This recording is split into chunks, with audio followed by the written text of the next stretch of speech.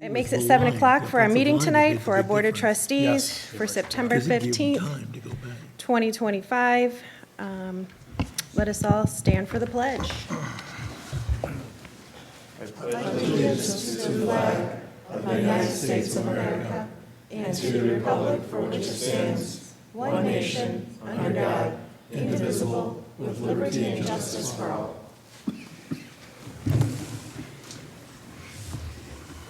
Clerk Lucero, could you please call the roll? Yes. Bartholomew. Here. Edwards. Here. Fowler. Yes. Care. Here. Parker. Present. Rossa. Here. President Poznanski. Here. Okay, moving into our agenda, do we have a motion to approve the agenda? So moved. Support. We have a motion by Bartholomew, support by Edwards. Do we have any discussion? Hearing none, all in favor of approving agenda as is? Aye. Any opposed? There are none opposed. We have an agenda. Moving into our minutes for our August 18th, 2025 meeting, do we have a motion to approve the minutes? I'll make a motion to approve the minutes. Support. We have a motion by Edwards, support by Bartholomew. Do we have any discussion? I have, under, let me look. Letter, or number 11, letter D, emergency purchase. Do you have a page number? Page 5. 5. Minus the marker of where the YouTube video is, I move that that section of the minutes be removed. As a municipality, I believe we need to be objective, unbiased. There are some skewed facts, and it's not objective, it's not unbiased, and it could be construed as targeted. And so I recommend we remove it. Okay, can you state that just D, or are you saying the rest of the minutes from page 5? So just section D, not everything past section D.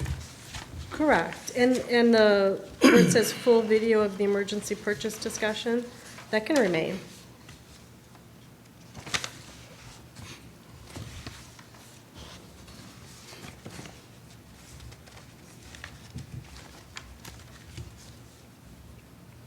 So it's the narrative part.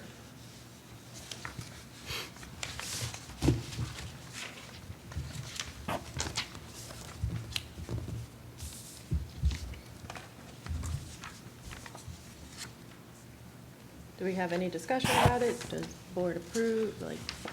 I mean, I would agree, there's stuff in there that wasn't even said at that meeting. It's referencing past meetings, so it wasn't even part of the meeting.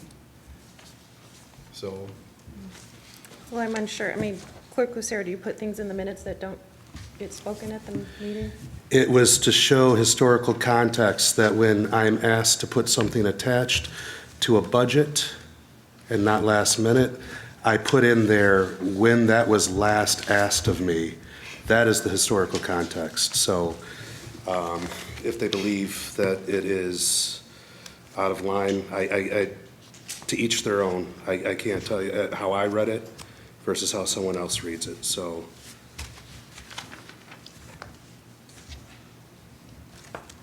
President Poznanski, it goes beyond that. It references May of 2024 and January of 2025. And I see what Trustee Parker's saying.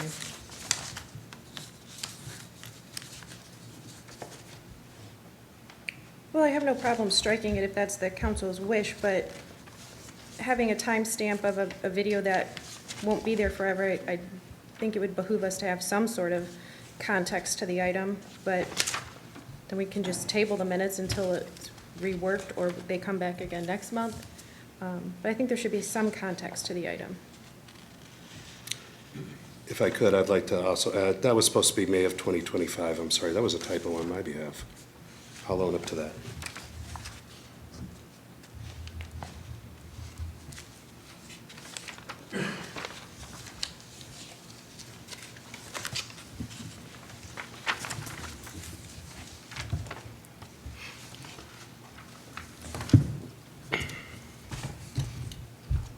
we have any more discussion or comments, or I will call the roll, because we do have a motion on the floor to approve.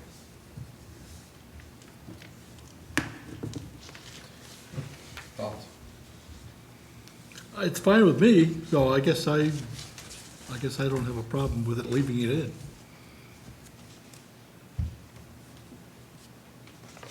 Is the issue more with the summary of what was written, or is it just strictly the references back to prior comments? My concern was references about stuff that wasn't presented in the meeting.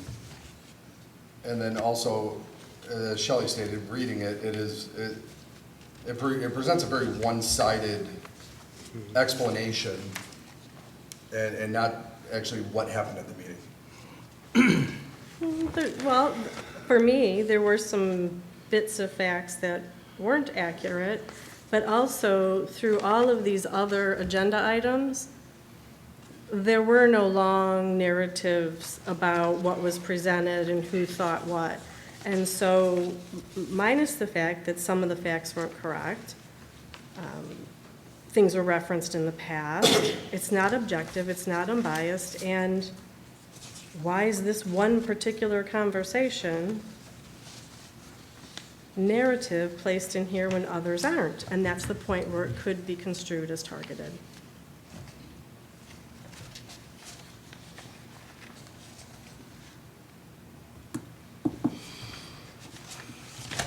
Okay, Matt, and you say your motion still stands? You made the motion and Bartholomew seconded? Correct. Yes. My motion still stands. Okay. Any more discussion? Okay, Clerk Lucero, could you please call the roll? Certainly. Care, Yes. Parker, No. Rosso, No. Bartholomew, Yes. Edwards, Yes. Fowler, No. I think it turns my gun. President Pozatsky. Yes. Okay, moving into our bills, we have council bills in the amount of $63,757.96, and also $226,365.33. Do I have a motion to approve the bills? I'll make a motion to approve the bills as stated. Support. We have a motion by Edwards, support by Bartholomew. Do we have discussion?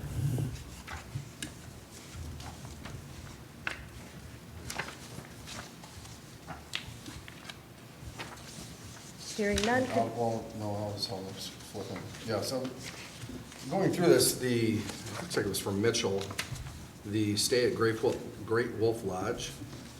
Was this like a shared with like a group of people? I mean, it says 4 adults, and then I understand lodging for maybe a conference or something, but to include all the packaged stuff and, Yeah. fun stuff on the village dime, I don't know if that's appropriate. So everything, package stuff and fun stuff, that comes with every room purchase. And it's based on what rooms are available at the time we book him for an event. That was the last room available. We had to book him, and I'm pleased to announce why we booked him for that, and I'll do that during my report. But the last lot of rooms available for under the room rates, a normal room was over twice that amount, and every room at Great Wolf Lodge gets all the amenities at Great Wolf, and that's just so happens where Michigan Association of Municipal Cemeteries decided to have their conference this year, so that's the room we got him, essentially. Otherwise, we would have paid double for a small room for him, and it still would have had all the amenities come with it. You and some of the other board members go, or just? No, it was just him. It was just, yes, we all went. We went on a big little family vacation. I would have loved to have gone, but we couldn't. Because she's not Already down. Yeah, no, it was offered to the board. Okay, It was offered to the board, just no one could clear their schedule to make it. good. That's me. So 4 adults didn't go, No, and you don't pay more for additional adults or anything? no, it's just, that's the room that they had offered. It could be Okay. up to 4 adults in that room, but we're not paying per adult, we're just paying for the room. And even if they did, because we have a travel policy, you are able to bring people with you, and if you do, you pay for all the extras yourself. Okay. Yes, we have policies that we do abide by. Do we have any other questions on the bills?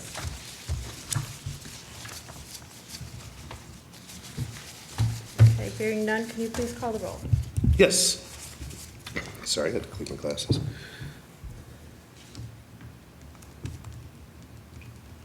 Fowler. Yes. Edwards? Bartholomew. Yes. Edwards. Yes. Rosso. Yes. Parker. No. Care. Yes. President Poznanski. Yes. And then following that information, you do also have the bit of information from our treasurer with our investments there. Moving next into our special presentation, we do have with us Mr. Todd Robinson from the school district. He's here to give us a presentation. You'll find at your seats a bit of info. Welcome. Oh, yeah, turn on. Thank you. Good? Yes. All right, thank you. Thank you for a few minutes tonight. Board, I know you got a full agenda. Keep my comments brief. Some of you may have received in the mail a postcard in regards to a proposal. The board has called a special election for November 4th, back at our July regular meeting, to put a facilities bond proposal on the November 4th ballot. So we're about a month into our informational campaign, and we appreciate our municipalities giving us a few minutes to share this, because your meetings have a circle of influence that might reach some residents that we don't, because they don't have kids in the school district. So on November 4th, there will be a zero tax rate increase facilities bond proposal. Again, I said that's a special election. I don't believe there's anything on the ballot in any of our municipalities, actually, even the small increments of a couple precincts in Oakland County. So our theme around this election is reaching the finish together, because this is part of a journey that's really been ongoing for almost a decade. Why a bond proposal? One of the things that we're emphasizing this time around is that the state of Michigan doesn't provide facility improvement funding to public school districts, or for that matter, public charter schools.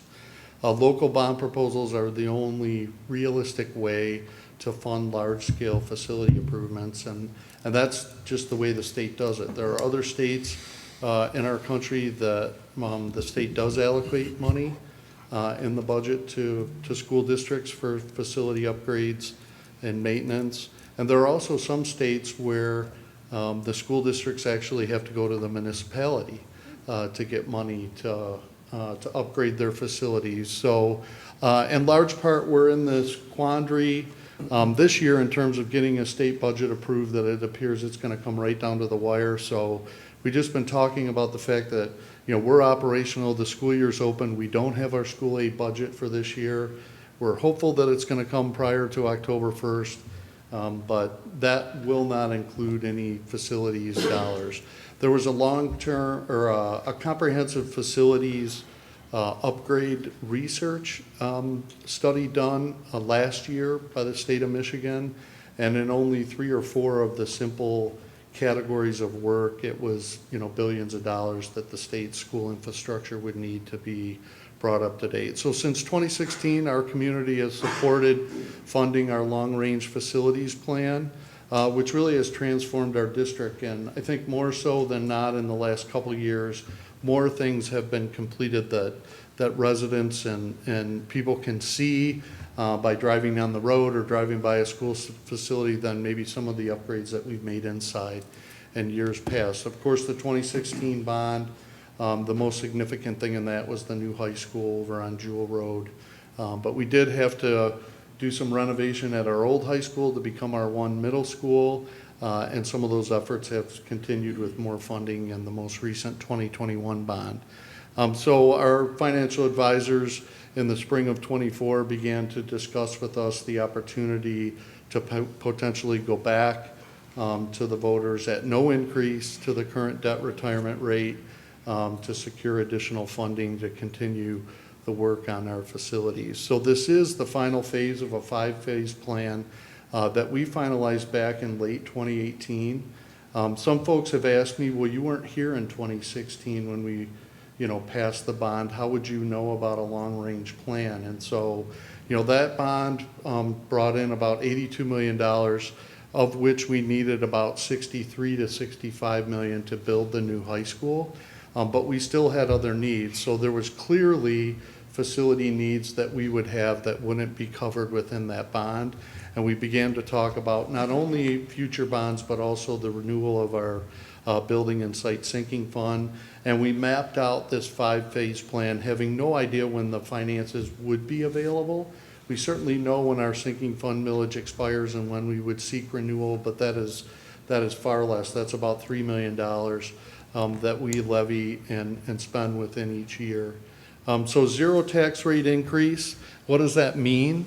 That means that the debt retirement rate that our taxpayers are paying right now would stay the same. And it really just continues that. And how do we have the opportunity to do that? It's because when existing bond debt is paid off, if this proposal supported, it would backfill in and we would continue to pay the same rate longer. It's not a perfect analogy, but if you think about the mortgage on your home and you've paid that for a series of time and there's some equity in your home and you choose to refinance and pull some equity out to do some projects on your home, then your refinance mortgage is going to extend a little further in the future. I think the most important thing is certainly that there's no increase to the current rate that our homeowners are paying, but also the fact that our 3.8 debt retirement millage rate is the third lowest in the county of the 21 school districts, and that doesn't change if this proposal should pass. The two districts that are lower than us are 3.5, and if we took a drive down and looked at some of their facilities, I think you would see that there's probably some significant need there. So after almost a decade, I would speak to anyone in the community and say, I think we've been good stewards of the taxpayers' dollars because there's a lot we've done to our facilities and we're appreciative for the support, but we're not looking to increase the rate that those that are paying already do to help us. So what's on the ballot? This is a $62 million facilities bond, and that's just an astronomical number for those of us that don't work in commercial construction or don't work in school construction. I'm sure on the board you see bills for how much it costs for sidewalk and roads, and you understand that it's just hard to create apples to apples for residents, homeowners to truly understand if they're only comparing it to, replacing their furnace or their hot water heater or something like that. So zero increase. The ballot, the plan is actually laid out in 4 key project areas: infrastructure improvements, safety and security enhancements, learning environment updates, and a category we call arts, athletics, and play area upgrades. So I'm not going to give you the detail of those, but what I've provided, hopefully you all have one of these. I left a few on the counter over there. There's a breakdown of some of the high-level things on this, what we call our fact card. So these are available throughout our schools and the community. This is not a mailed informational article. This gets a little bit more detail in it. And then, of course, we provide information on a dedicated election information page on our website. So the fact card will take you a little bit more in detail into these, but to just provide a brief summative of how the projects were identified, it was really about a 15-month collaborative process. Most importantly, we did a comprehensive facilities assessment update in December of '24 into January of this calendar year, and that determines immediate needs 0 to 3 years, 4 to 6, 7 to 10, and 10 and beyond. And so when we look at the scope of this bond and how we've developed our Treasury application, we get a pool of money that really is going to allow us to address 4 to 5 years of upgrades, updates that we need to do. We gathered some community feedback last spring through a community-wide survey that any resident could respond to, and also some dedicated stakeholder focus panels that gave us some more specific feedback. One of the things that came from both of those community feedback forums was the notion of, you know, we've been at this for a while, we've seen the work you've done, there's a level of trust that if you tell us this money is needed, you know, that we trust that it is. We always consult with our construction management company and our architect, our engineering firms that work underneath them, because they do this work in a variety of school districts. So if you see a trend of some sort of upgrade to facilities and you get lured into, we want to make sure that we're keeping up with our neighbors to be competitive, but yet you learn that it's not cost effective, or maybe there's a different type of product that you could use in it, maybe even contractors that maybe you want to steer clear of. We would hear from that from our advisors, where it'd be difficult for us to know that on a grander scale. I think the projects reflect a combination of required updates and also some desired upgrades. There are 3 new facility additions built into the 2026 bond. One is at Hevel Elementary, and that's a dedicated special education wing. Our intensive resource room program runs out of Hevel, and that services some of our highest need learners from across all 5 of our elementary buildings. At one point in time, we ran the early elementary room of that program at Amanda Moore and the upper elementary room at Hevel. And a few years ago, we consolidated that into one school because we just made the decision that why would we take some of our highest need learners and put an additional building transition into their K-12 experience. Hevel had the room at that time, but what was 2 rooms at that time is now 5. So the number of students who have this level of need, we often see first in our early child special ed programming at Croswell, but not always. And not every student that's in the ECSC program ends up in IRR, but we definitely have the need for 5 classrooms. There's also some licensed staff, social work, speech path, and that additional services that those students get that need office space. And we also have a small area where staff from the county that comes in for occupational therapy, physical therapy. So this is much needed. The rooms that they're using now are general education rooms, and they're not meant for this type of specialized instruction. We, of course, would repurpose those spaces to general ed classrooms. One of them would become a new music room. So Hevel is our newest building, although it's 20 years old, and didn't get a ton of attention in the 16 or 21 bond. So it has some infrastructure needs now that are significant because it's time. That equipment is coming to end of life. Cafeteria addition at Washington Elementary.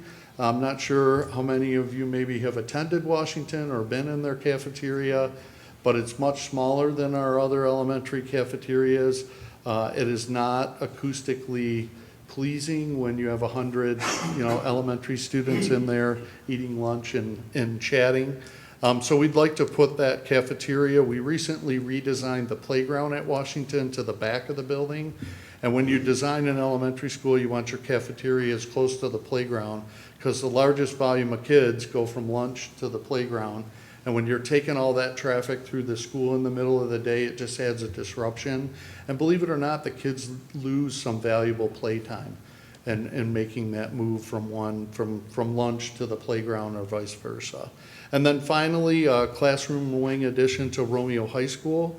I had a couple community members ask me, well, why didn't you just build it big enough in the first place? Well, we only had so much money and we had other facility needs. So we knew at some point in time, if the Academies program hit and the community continued to grow, that we would likely need to add additional classrooms. So we have a lot of sharing of classrooms going on over the last 2 years.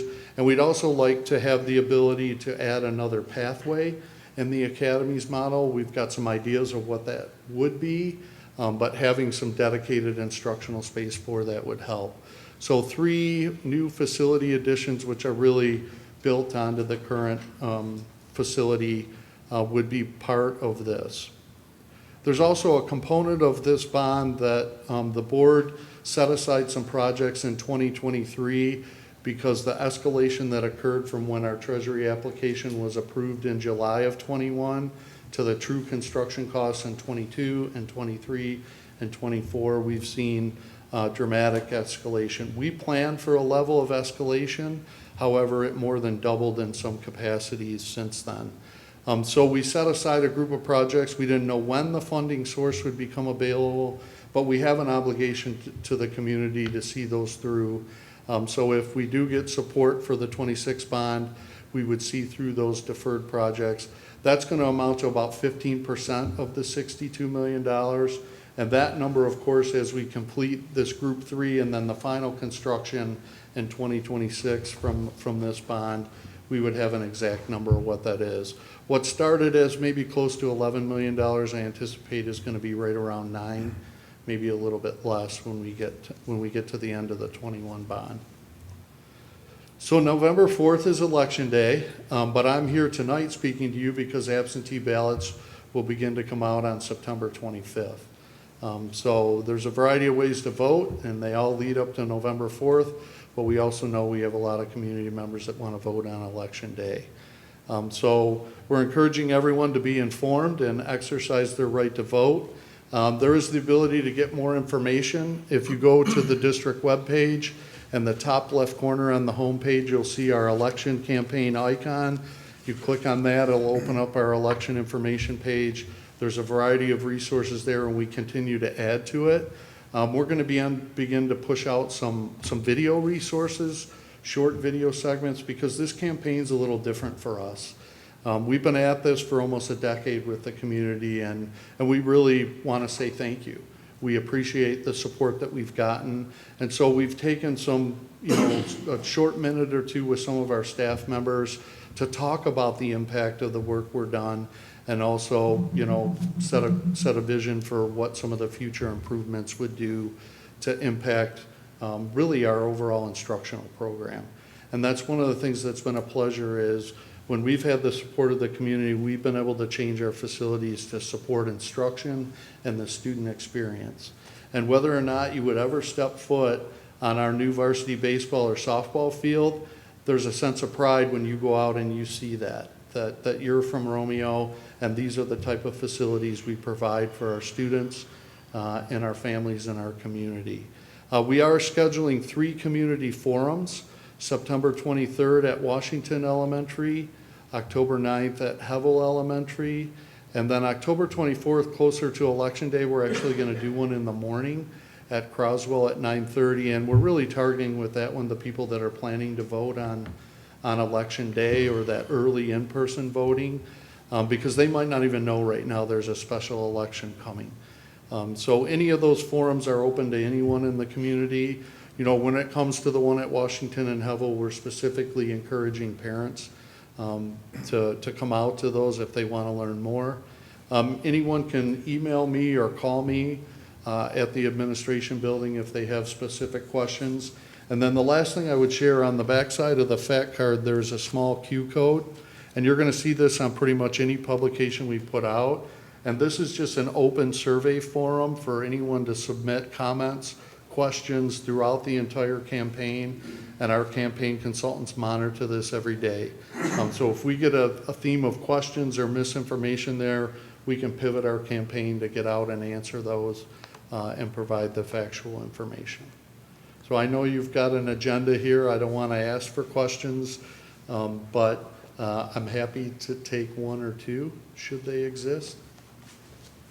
Yeah, if you don't mind, Yeah. the expansion of the CTE at the high school, are you guys planning on expanding the program as it is, or looking at different avenues to add to that program? Because I think CTE is a great avenue Yeah, for high I school. mean, right now, we work consistently with the county economic planning and develop to see the high wage, high interest, jobs that, and so far our original pathways are still relevant, but we're beginning to consider like logistics and supply chain management is something when we stood this up that just now it's, cybersecurity is at a whole different level. So That's the example of, it wouldn't be another academy because our enrollment forecasting doesn't say that. If we did that, you would have to take kids from one to put them in another. But to add another pathway, I think is definitely possible. And so we would dedicate one learning space in the new wing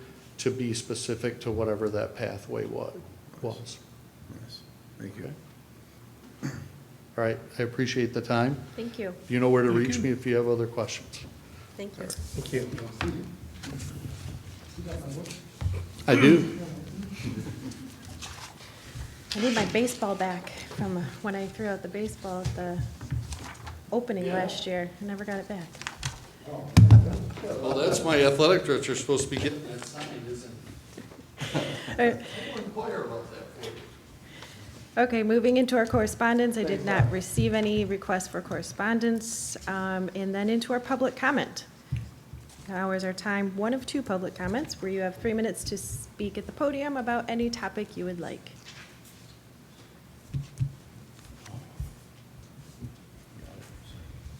Hi there, I'm Tom Ridley. I think all of you know me. And this is the first time I'm here to talk about flooding in my backyard.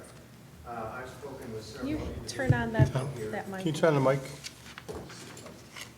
Apologize. Okay. Usually I can talk to a group and they can hear me. Okay, but I've spoken to several people here privately, but I've got a lot of material to get through. Fasten your safety belt. Romeo Archives has a map from the 1850s. It shows a river, or a stream, starts up behind us in the hills, northwest of us, comes right through here where we are in this building, crosses over, goes down the middle of Memorial Field. Any of you that have been south of Memorial Field where there's a ravine, that's probably what the whole Memorial Field looked like.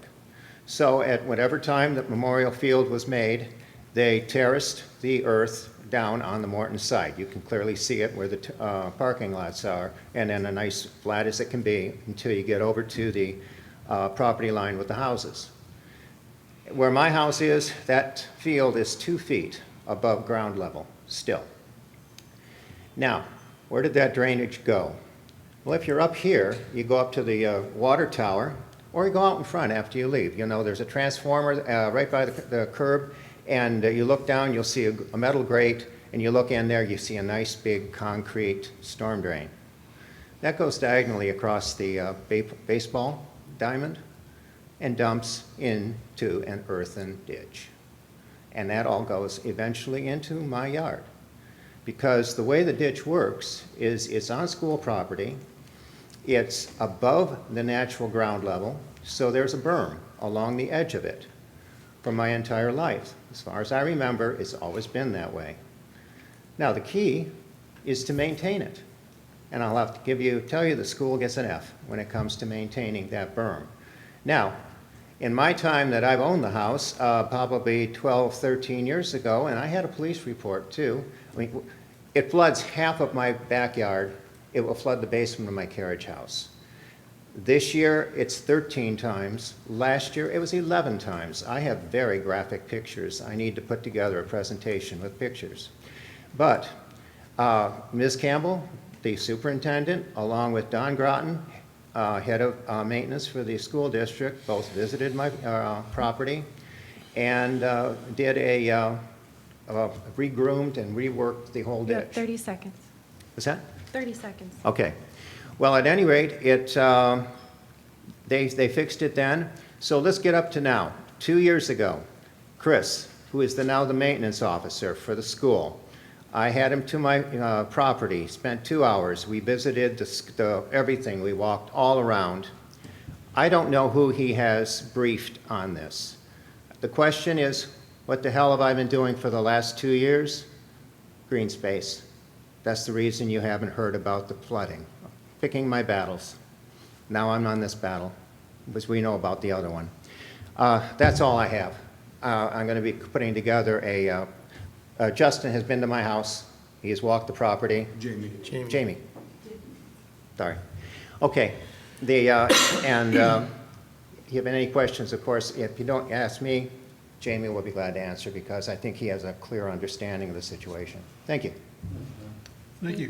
Thank you. Do we have any more public comment? Okay. Moving along in our agenda. Officer reports. We're going to start with the trustees. We can start down there. Trustee Bartholomew, do you have anything to report? Just wanted to remind the residents, since the majority of the residents are watching this meeting right now, but if the word could get out that, as I see people walking on the sidewalks, they're having to duck or go around branches that have grown and they're blocking the sidewalk, so if they could just prune them up and that's it. Oh, and I was glad to see that the Newby family was approved to use that building down there at Gates for a chocolate factory. So that'll be nice to have. Even though it's not within the village limits, it's right across the street. That's it. Trustee Edwards? No, nothing today. Trustee Rousseau? Rosso, actually, it's Rosso, sorry. The tree board is meeting this Thursday evening. Anyone's welcome to attend. They work very hard, they're very knowledgeable, so that's open to anyone. And it's back to school, so if people could just remember that there are children walking to bus stops and walking to the middle school, and it's still dark in the morning, so if you could turn on porch lights, driveway lights, that would be much appreciated for those kids who are walking in the dark until our sun changes. That's it. Thank you. Trustee Parker? Planning, the SLU for the marijuana facility that we looked at the month before, tabled, brought back, it was denied. And then we also looked at a development from Paul Bowers for where the current Romeo Observer and Box Cleaner building sits. That's about all we had with planning. Anything for trustee? No. No? Okay. Trustee Care? Not at this time. Trustee Fowler? Nope, we're good. Okay. Chief, would you like to be next?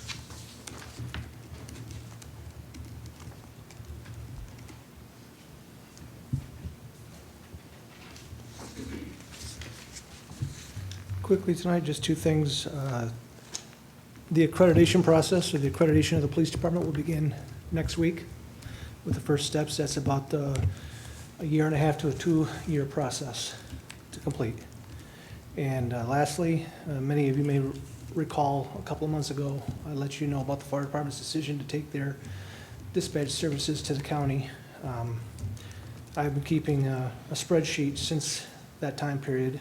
The month leading up to the transition was about a 4.7 minute response time from fire station to doorstep.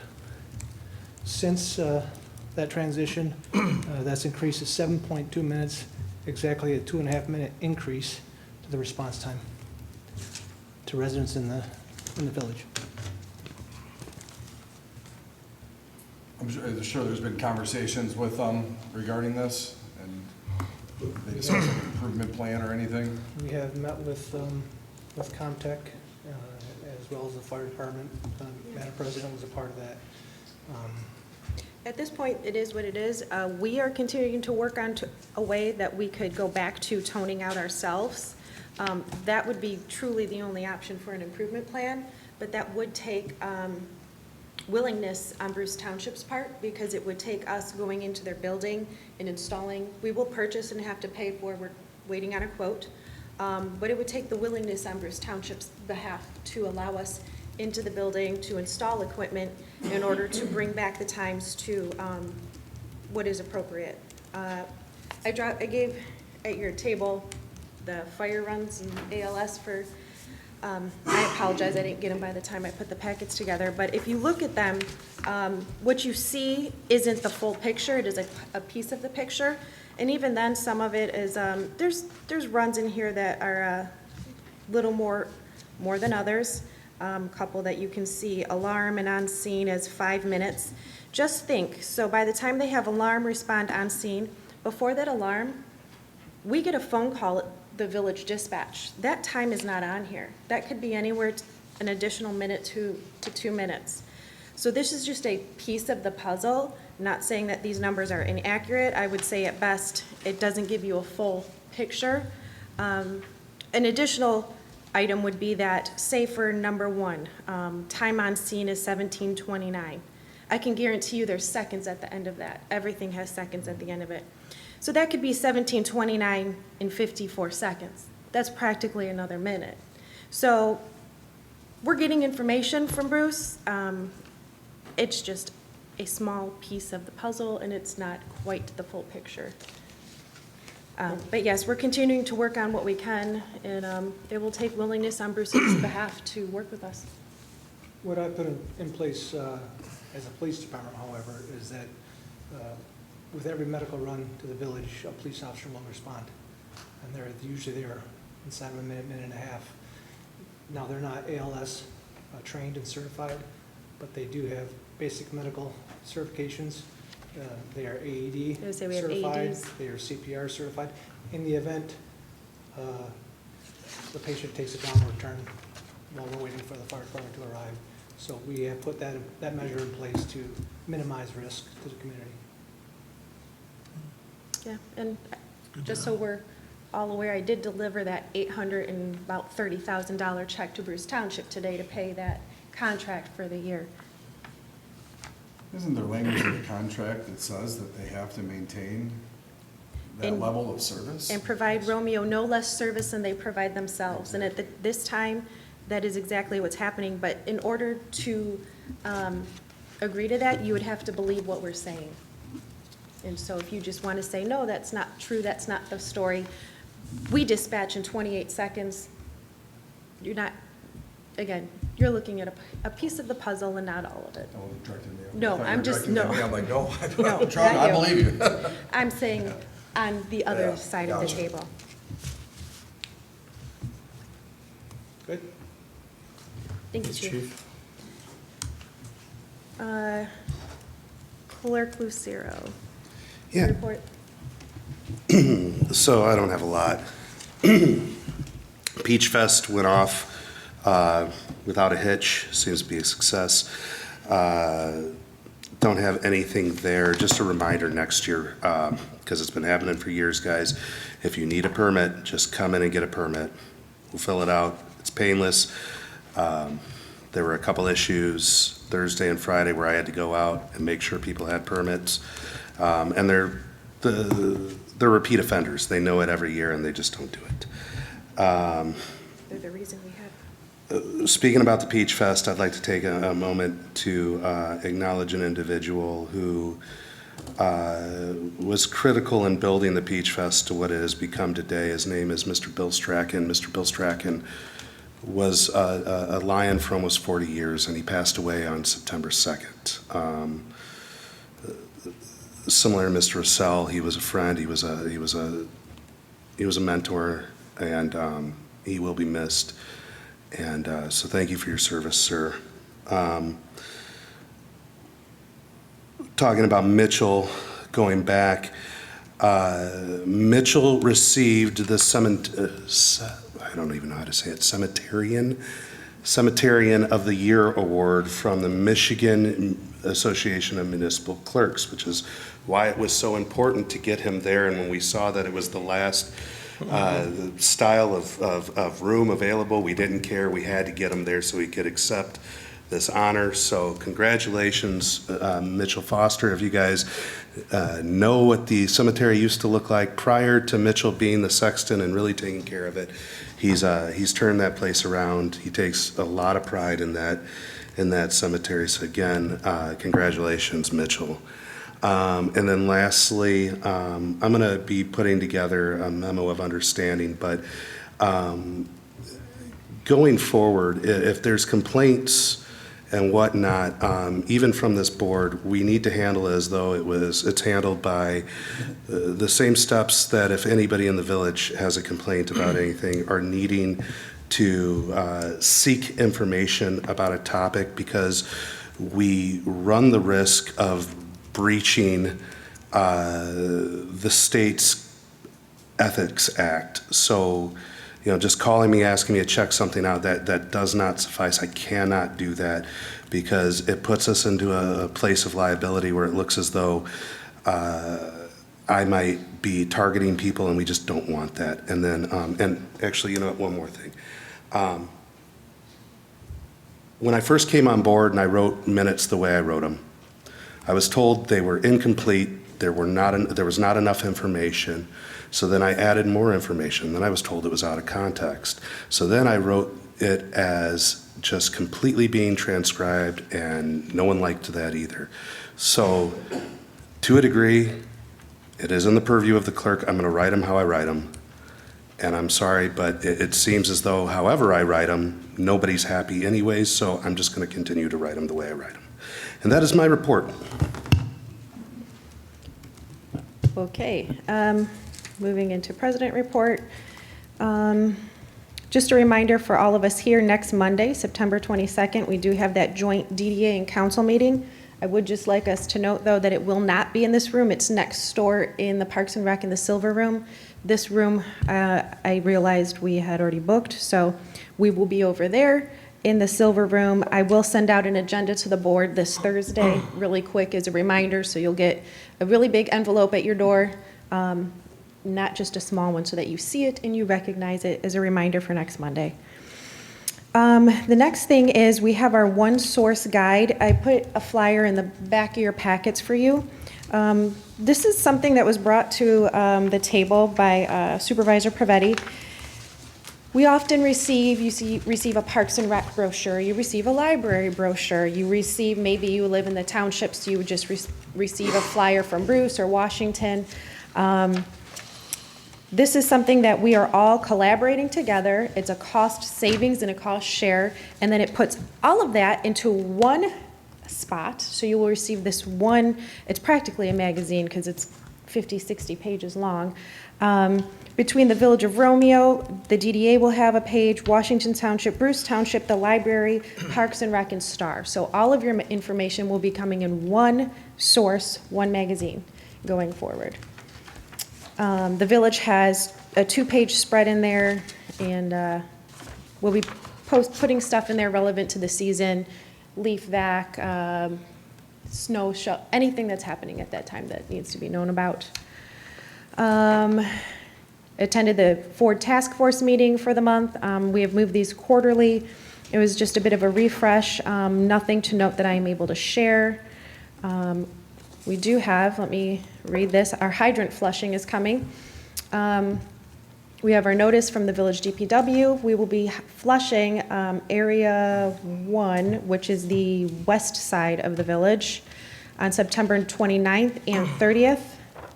And then the east side of the village on October 1st and October 2nd. Is that correct? Okay.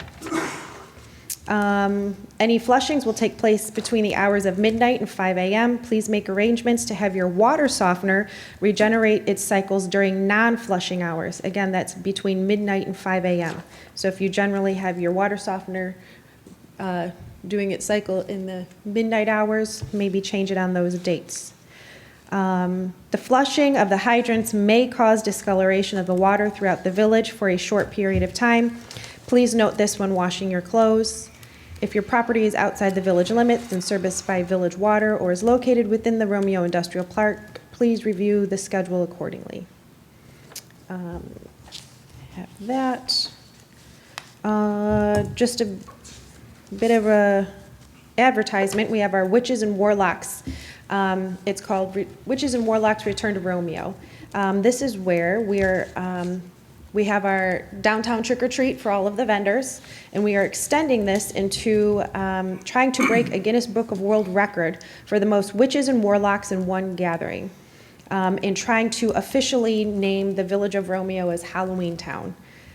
We will have Mark Hackle will be our MC for the day. There will be music. We're ramping up the costume contest, getting better prize baskets and all of the selections. So follow that for more updates on the Romeo DDA, and that is Friday, October 25th from 1 to 5. That is always the Saturday before Halloween. And then wanted to offer a warm welcome to Lettuce.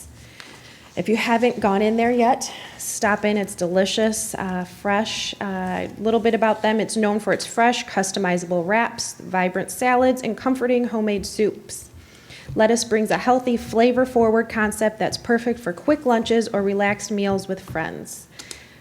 with options ranging from vegan-friendly creations to hearty grain bowls. Every palate is welcome. So welcome to lettuce. Wanted to also reiterate Peach Fest and how well it was and well-attended. Weather cooperated with us wonderfully. And then also just for, just to keep in the back of our minds, we are continuing with our lead line verifications. First round or so have gone well. Haven't used all the money. I said, pull another round. We're going to do as many verifications as we can because I do believe it just seeing the writing on the wall that the state does intend to have 100%. Right now, that's not required. Only a certain percent each year is required to increase. But if we have the money from the grant, let's use it. So that is it for my report for the evening. Moving into our committee reports, Bruce Stewart do anything? No? Okay, and we did nothing in ethics. We have nothing for unfinished business. Moving into our new business, we have a DPW truck purchase.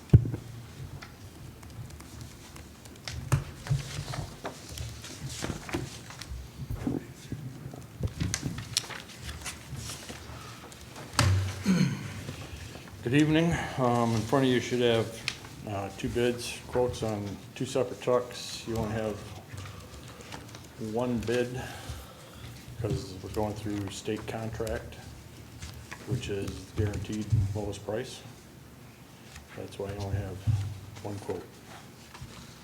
We're looking to replace two of the vehicles at the DPW, a 2012 and a 2014 truck. So what's the difference between the two quotes? If one's 52.7 and one's 47.8? One is a regular cab 8-foot box and the other is a crew cab. Oh, okay. He wants to purchase both.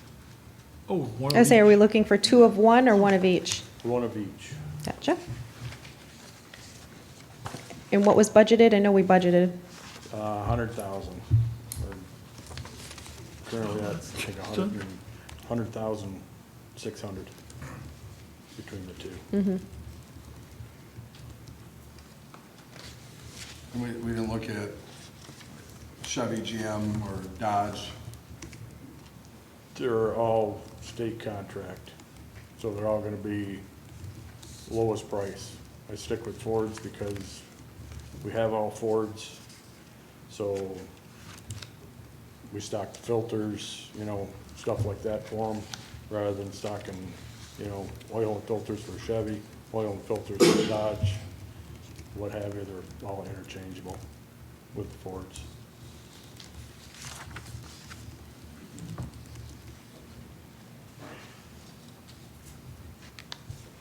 Guess I'll make a motion to accept the two quotes for the pickup trucks for the DPW as stated on the August 13th quotes from Lunghammer Ford of Owasso. Support. Which one? Nathan. Who's the support? Bartholomew. Okay. So we have a motion by Edwards, support by Bartholomew. Do we have any more discussion?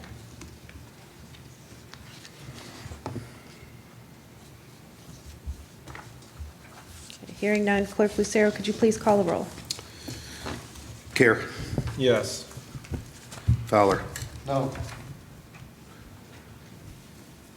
Parker. Yes. Russo. Yes. Edwards. Yes.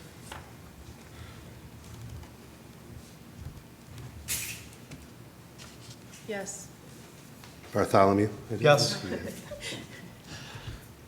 And then President Poznanski. Yes. Okay, thank you. Thank you. Thanks, Tim. Just want to give you an update on the parking lot and driveway at the DPW. Concrete is all poured, so now it's just a matter of backfilling and getting it striped. So, turned out good. Good. No, Justin stopped by to check it out, and so. Yeah, I would say it was a big price tag, but when you're out there actually seeing all the work and everything that was being done, there was a lot Looked good? of, lot of Yeah. work being done. Well, great. Not a little bit. I saw it when I drove by. It looks good. We did end up with a little bit of overage there, about $5,500 for some sidewalk, Yeah. but while it was all there and all the equipment and what it, We also ended up getting an extra 600 square feet out of them too, for the same price, but the sidewalk was extra. Yeah, when I was there, I saw the sidewalk and it was cracking and crumbling, and part of it had to be done Yeah, anyways. so we eliminated the step and just poured it flat and put bumper blocks and turned out good. So if you get time, swing by and check it out. Thank you. Rollerblades. say no donuts. Nope, no, donuts. not yet. Okay, moving into our purchasing policy. I placed this on the agenda tonight. We had much discussion referencing it at the last meeting. I put it on here, whether it's just to acknowledge that, again, the council has seen the purchasing policy, or if we would like to address it and discuss it, possibly edit, changes, update. But I felt that after last month's discussion, it was pertinent to at least bring this to the table.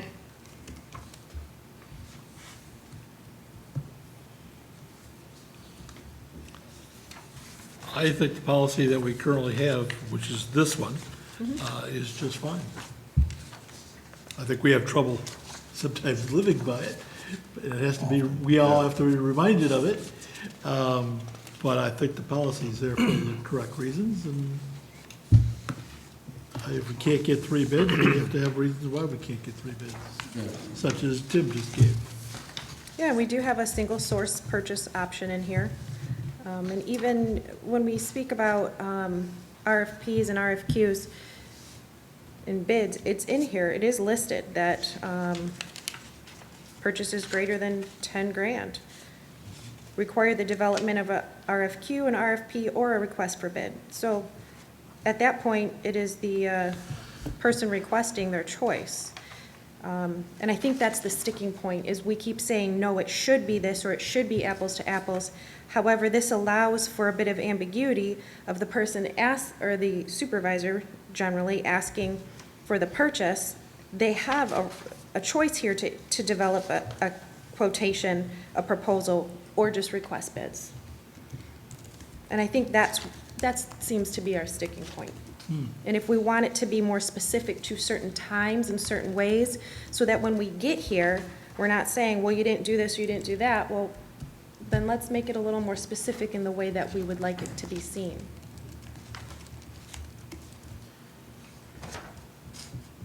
I know there was a question last month about the visibility on the website of it, on the village website. Is that something we can pull from there? From the website? Is this purchasing policy on the website? That's a good question. I mean, it's nice to have as reference now, but I had kind of trouble finding it as well originally. If it's not fully transparent on there, we will have it up this week. Thank you.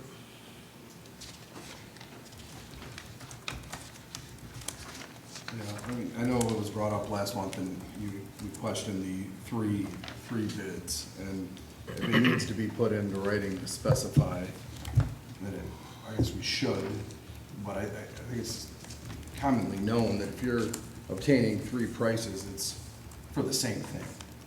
You're not gonna get a price for a roof, a parking lot, and painting, and say, here's my 3 bids, right? It makes no sense, but if we need to spell it out that way and change it to say 3 bids for the same thing, or the same job, then I think. Comparable, is that what you mean, comparable? Yeah. Okay. Then I think we need to spell that out. And on the back, it does talk about over 10 grand. Purchase of supplies, equipments greater than $10,000 must be a sealed bid. There is nothing else but that, right? So anything over 10 grand, my understanding, it should be a sealed bid process. Well, then we have a policy that conflicts itself. Where does it conflict at? If I could, Because- on your policy, it also says whether or not you guys deem it impractical or inappropriate. Therefore, it leaves it up to this body to decide whether or not they want it, you guys, or anybody going forward, if it's not this makeup. If you deem it impractical, say if it's an issue where weather might be coming in and you don't have a lot of time, so we think it's impractical to wait for this, or inappropriate, the appropriateness of forcing it to go to that, Like in the case where Mr. Metz just came up and said, I'm going through my deal, it's automatically guaranteed. If you guys still sat there and said, no, we want 3 bids, then appropriateness comes into play. So it gives you guys a wide berth as well to sit there and decide whether or not you want to adhere strictly to going out to bid, or it allows this body out to say, you know what, no, we can, I think we're good here, things are being satisfied the way we'd like to see it, we're gonna go forward with the 3 that you presented. So I think it's important to acknowledge that point, the second half of number 7. And that's what I'm referencing is number 7, greater than, it says, gives you the options, and then if you're saying in the other part says greater than 10 must, then it's conflicting.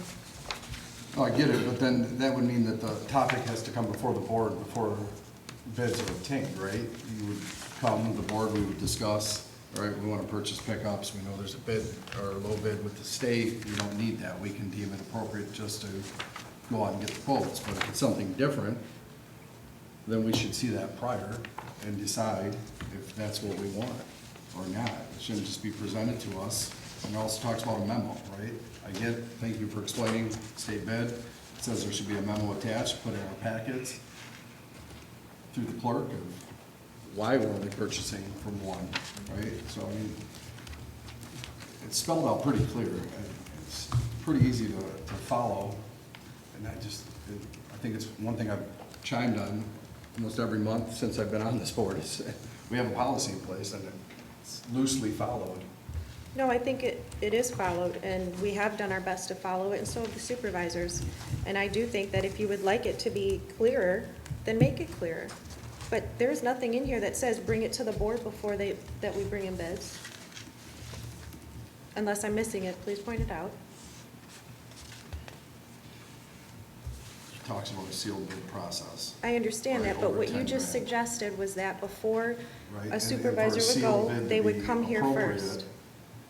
Pricing's not obtained, right? Because then someone else knows that if we get 3 bids, or we get 2 bids, we're like, oh, this needs to be sealed, then anyone else bidding on that project knows, because it's not public information, 1 or 2 of the bids that were already presented at a meeting. So appropriateness would be to figure out if it's gonna be a sealed bid before you bring anything to the table. And I don't disagree with that. That would probably be the best way, especially if you're gonna go that route. But again, nothing, unless you can point it out, where in here does it say that you must come before the board before you go out for these items? Because I would prefer that it does say that.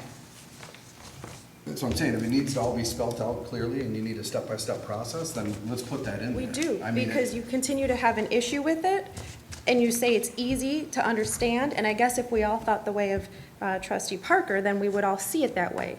But we don't, and so we read this in the way that we read it, and it doesn't say those words. And so if that's how we would like to act, then I believe it should be written in there. So President Poznanski, I'm reading number 8.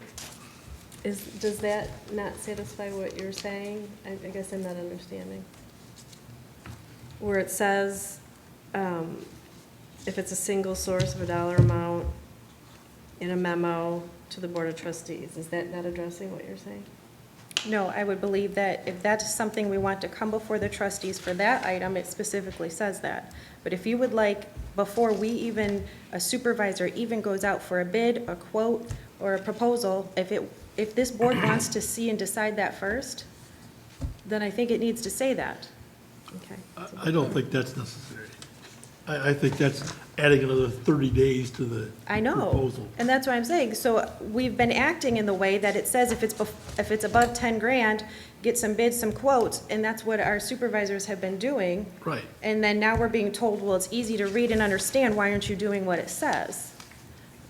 I mean, it clearly says on the back that it must be from sealed bid. It's clearly spelled out. Yes, and it also clearly says purchases greater than 10 require RFQ, RFP, or a bid. So they conflict. That's what's required. They can choose the method, but it still needs to be a sealed process. I mean, I wish Mark was here. Because it's clearly stated. I mean, and a sealed process is done in that manner so that it is fair and equitable, and that other people don't know what other people are getting. That's why you have a sealed bid process. I mean, I don't know. So I guess when Maybe things. being through stuff like this for years, it makes sense to me, but if it needs to be spelled out, then let's spell it out. And just put the step-by-step process in there and make it clear. I mean, it's to get the best material or best product at the lowest price for the quality village, at the lowest right? price, agreed, and it does it's say fair and that. equitable. It doesn't, okay, well, this is what this guy's been, you know. So, you know, in an effort to save 30 days from a purchase, But these should all be planned out. We keep saying about 30 days, we're gonna be behind, we're gonna be behind. Why are we waiting? Why isn't this process happening along the way? If we're waiting, and you keep talking about, you know, reacting and not being, you know, planning, why aren't we planning this stuff out? Why aren't we getting bids for something that we want done in October? Why don't we start that process earlier in the year so that by the time we went through this and everything's done, then now we're ready. We're not, okay, I need this next month, here's my bids. Like that. I didn't even see my budget. I didn't even see my budget until July. Yes, we don't have an approved budget until July 1. So Great, that is kind of the way July the to June fiscal year 30th, runs. right? So why we're talking calendar year, that's what your focus is on, calendar year, it should be focused on the budget year, right? The fiscal year, right? So if your budget's in July, you're planning from July to June, right? So you're focusing on that. It's just how, that's, unless we want to change our fiscal year to match the calendar year, it makes it easier, but that would be a nightmare. Right, so I couldn't do anything earlier in the year because I didn't know how much money I had. And I can respect that. July 1st, I found out I how mean, much if you want to come up, Then I can go Al, out for bids. Then I can go out for bids. And then it's gonna be like And- August. And getting bids before takes we see time. it does, and this isn't directed solely at you, it's as a whole, as a village, we've seen this No, for years. it's just something that continues to come up, and it's that whatever we choose to do, however we want it to happen, let us just put it in a way that is very clear to anyone reading it, and so that we follow it, instead of this constant rehashing over and over again. So what are you proposing we change? Do you have, If you would like it to come to this board before, then we specifically need to put it in there, and so that our supervisors have an understanding of what they're supposed to do.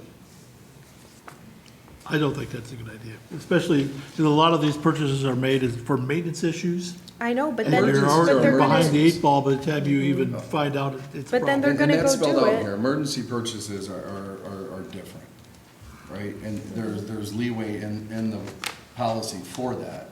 But if we have a section that says we need a sealed bid, and the department head or whoever is requesting it doesn't feel it needs to be that way, then yeah, so bring it before us and let us decide if it needs to. I mean, it's spelled out. That's part of our responsibility, is to decide by majority vote if it's appropriate or impractical, right? That, we're deemed with that task to do that. And then So it's to say another- we just add, let's not do it, and we're it's just saying another let's just not 30 to do one. 60 days by the time it finally gets here, and then that is where we are shoved into a corner of the season and who's out there to bid.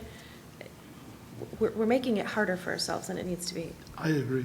I think just the quote, 3 quotes are fine.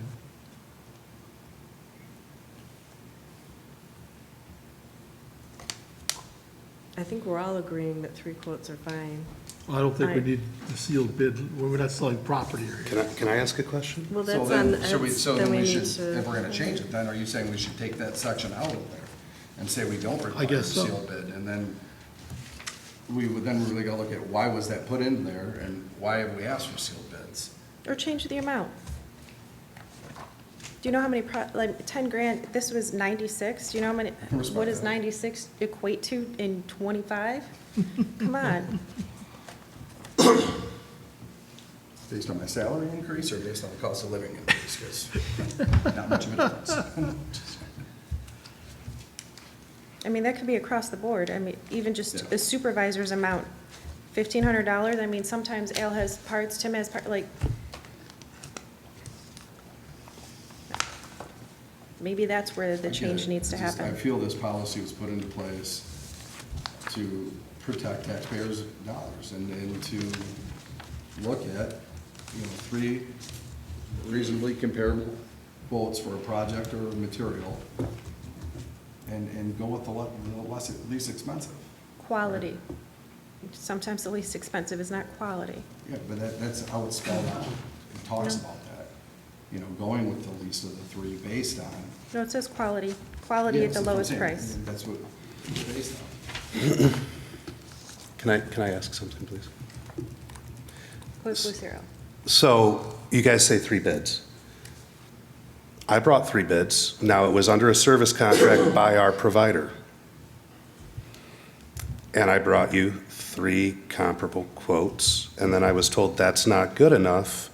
I need to get other companies to bring us quotes. But I brought 3 comparable bids from 3 different. Read it. It clearly says 3 vendors. But I'm asking, but if we have a service contract in place, 9 times out of 10, in most other municipalities, that falls under contracted services. So I'm asking you, how are you going to handle that? I would say that's an additional purchase to the contract. It's not in our contract to purchase computers every so many years through that contract. That's an additional purchase that that vendor offers. It's not part of the contracted service.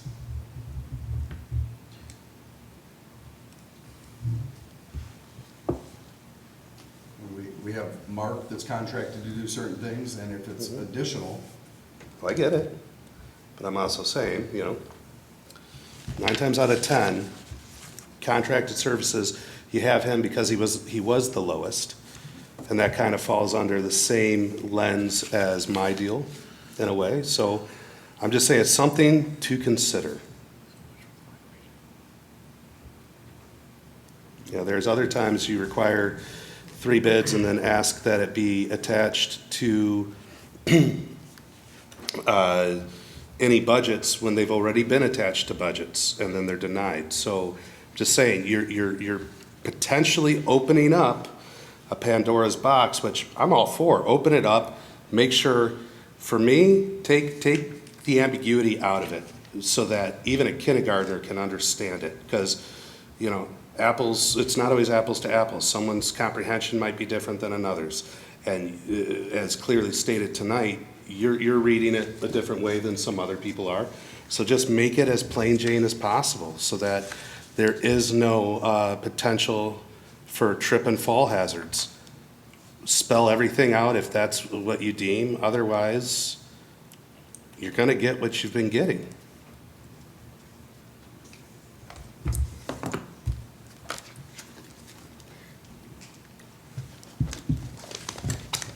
Okay. Have we exhausted discussion on this item, or do we want to take any action? It's hard for me to propose action, because when I read it, I get the step-by-step. I see it. It's clear to me. Yes, the amounts are pretty outdated. Maybe those need to be updated. So I'm not seeing what's missing, other than maybe using a comment of either comparable bids or, equal within, something that makes them more similar. Because if they're not comparable, then how do you even choose and how do you know you're getting the right thing? But other than that kind of phrasing, I think it's pretty clear, and we just aren't following it. So I would be open to hearing, what is it that's not clear, what needs to change? And real quick, if you're talking about inflation, a $1996 is worth 2.5. I referenced today. that. Yeah. I referenced the amounts. And other than that, though. No, I'm just saying, so you have an actual number to that. I know you referenced that, I wanted to give you the actual amount, Okay. the multiplier. So maybe tighten up the word comparable? But, and that's kind of standard business common sense, but. Well, I guess at that point, it would just take out bid at all and just say quote. I agree. Because a bid is, you go in to do a job for electrical, and you might say you want to do this, this, and that, and somebody else comes in and says, similar, but maybe a few extra things. Well, that's a bid. They came and looked at the project and they bid what they saw. If you want it to be more similar or apples to apples at each turn, then it's just quotes. I think right now, maybe you guys could correct me, but I think right now, when the supervisors go out for a quote, they pretty much have it listed what they want. And the people are just quoting against that. Is that true? Yeah, pretty much. I mean, it's But not, you will get a contractor in that will suggest, okay, you got bid this way, but I can do it this way, a different way, cheaper. I mean, in the long run, you end up with the same project or product at the end, but he's just doing it a different way than what maybe the other two were like with that one. You know, one guy was mill and one guy was pulverized. Those two are basically the same.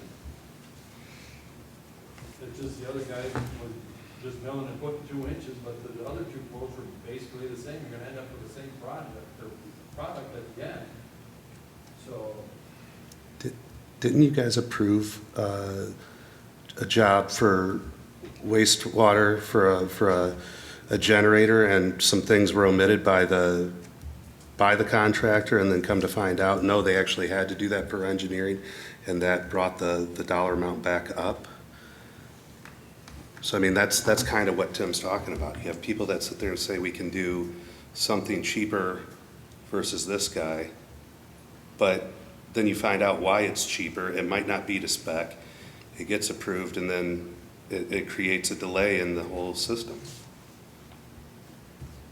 And that supports the case of apples to apples, because if they both had written generator in there, but if one did and one didn't, I would look at it and go, oh wait, he's including a generator, he isn't, like, maybe I should find out, or.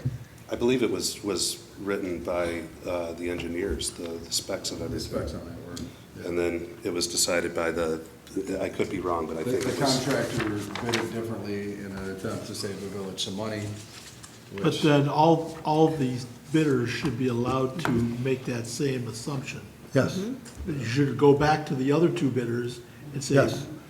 but could you in that also provide situation, pricing there- if it's there done was this only- way? Again, there was only the one that would come out and do the whole project. We didn't have anyone else at that time Right. that would. Well, if we want to take the month, we can table this until next month, move it to unfinished, adjust the prices if we'd like. If anyone has edits of clarification, I can ask the supervisors even what their suggestions would be for clarification that they would like to see, and bring it back next month if that, That's or good. Yeah, leave it sounds alone. good. I think it'd be nice if everyone's gonna kind of come up with their own maybe corrections or input, if we could get it by the Tuesday prior to the meeting so that it can be put into the packets, because if, you know, Yeah. Trustee Parker has something he wants to add to it, it'd be awesome to have the weekend to Take a look at it. work on it, take a look at it.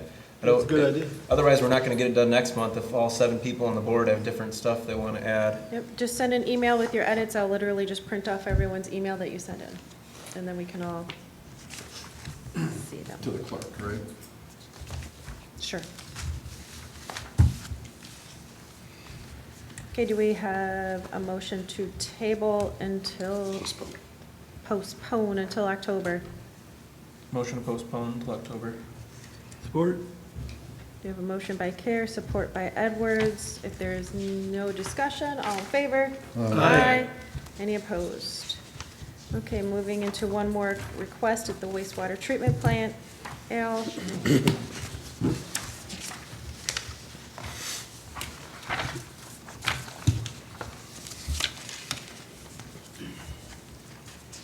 Good evening. Is this on? Yeah, it is. So earlier this year, we had a problem on Paul Road, lift station on Paul Road. We had some electrical issues. We fried the box. We fried one pump. Right now, we've got one pump running, and it's 20 years old. I had put in for $30,000 in my budget for some other pumps.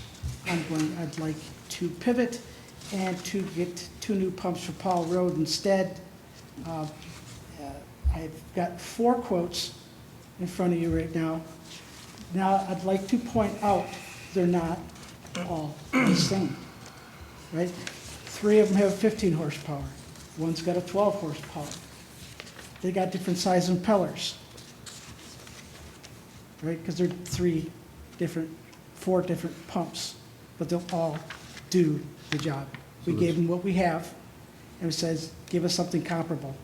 We've got 4 different pumps with 4 different things on them. So I'd like to point that out. That is kind of like carryover from last month, right? So I would like to, we've got Kerr pump, jet pump, Kennedy, and Applied Technologies. Applied does not install, so the price does not install, and it is the second highest price. I would like to go with Kerr pump. They're slightly more than jet pump. Their pumps are actually cheaper, but they're slightly more on the install. Because they gotta put new, for these pumps, they have to put new rails in to drop them in. Is that the 12 horse? The one from Kerr pump is, it's a, Okay, it's I 15. think it's a 15 horse. It's a 15 horse. Yep. I'll make a motion that, With a 10-inch impeller, where like the jet one is a 15 horse with an 8.5-inch impeller. So there's differences, and there's gonna be differences. I make a motion that we go with your Kerr pump and supplies. Thank you. Support. Okay. Now, question, what's Motion by currently, Fowler, was that Bartholomew? Okay, thank you. what's currently installed? What size pump? They're 15 horse, I believe. The current is 15, so we're not upgrading, so the electrical and everything will be sufficient then? We completely put new box in. If you look on your bills, there's an $18,000 bill in there from Jet Pump, because we had to have them come out, put an emergency board in, and then put a whole new box in out there. So, yeah, we're all set up electrically. And Kerr pump is in the amount of $29,383.50. Correct. Do we have any more discussion? Clerk Lucero, could you please call the roll? Yeah. Fowler, Yes. Bartholomew, Yes. Edwards, Yes. Rosso, Yes. Parker, Yes. Care, Yes. President Poznanski. Yes. Thanks, Al.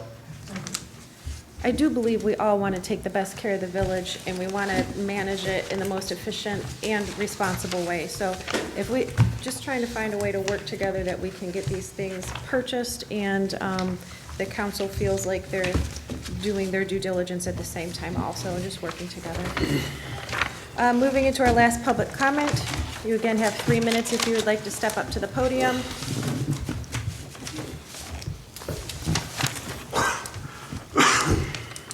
If nobody's moving, trustee Fowler. Motion to adjourn? Support. We have a motion by Fowler, support by Parker, at Apple says 8:23. All in favor? Aye. Any opposed?